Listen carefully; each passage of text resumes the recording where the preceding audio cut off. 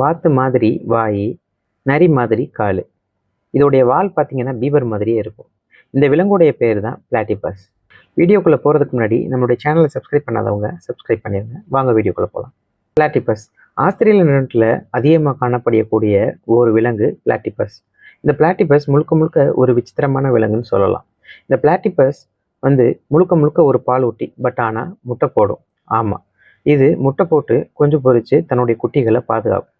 But ஆனால் இது எப்படி பால் ஊட்டுது அப்படிங்கிறது ஒரு விசித்திரமான ஒரு விஷயமா கருதப்படுது. இதோடைய உடம்புகளில் பார்த்தீங்கன்னா தோலில் சில கிளான்ஸ் இருக்கும். அது வழியாக பால் சுரக்குது. பட் ஆனால் இதுக்கு நிப்பிள்ஸ் கிடையாது. அந்த சுரக்கக்கூடியதை இந்த குட்டிகள் நக்கி குடிக்கும். ஆனால் இது ரொம்ப பாவமான ஒரு விலங்கு. ஏன்னு பார்த்தோம் அப்படின்னா இதுக்கு தனிக்குள்ள தான் வேட்டையாடும். பட் ஆனால் கண்ணே தெரியாது. ஸோ இது உணர்நீச்சிகள் மூலியமாக தன்னுடைய வாயை யூஸ் பண்ணி அழகாக ஃபைண்ட் அவுட் பண்ணி எந்த ஒரு இரையாக இருந்தாலும் அதை சாப்பிட்ரும். விஷயம் பார்த்தோம் அப்படின்னா இதுக்கு வயிறுன்னு ஒன்று கிடையவே கிடையாது.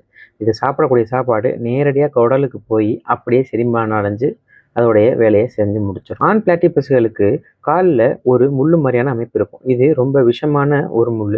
எதிரிகள்கிட்ட தற்காத்து கொள்ளுகிறதுக்காக இந்த முள்ளை பயன்படுத்தும். இதில் பயங்கரமான விஷயம் இருக்கிறதுனால எதிரிகளில் ஸ்டண்ட் அடையவும் இது பயன்படுத்தப்படுது. ஆஸ்திரேலிய நாட்டின் ஒரு சின்ன அதிசயமான ஒரு விலங்குன்னு சொல்லலாம். முட்டை போட்டு பால் கொடுக்கக்கூடிய ஒரே ஒரு விலங்கு அப்படின்னா அது இதுதான். எத்தனை பேருக்கு இந்த பிளாட்டிபஸ் பற்றி தெரியும் அப்படிங்கிறத கமெண்ட்ல சொல்லுங்கள். இந்த வீடியோ பிடிச்சிருந்துச்சுன்னா லைக் பண்ணுங்கள், ஷேர் பண்ணுங்கள். மறக்காமல் உங்கள் ஃப்ரெண்ட்ஸ் அண்ட் ஃபேமிலிக்கு ஷேர் பண்ண மறந்துடாதீங்க. சப்ஸ்கிரைப் பண்ண மறந்துடாதீங்க. நெக்ஸ்ட் வீடியோவில் சந்திக்கலாம். Until see you. Bye.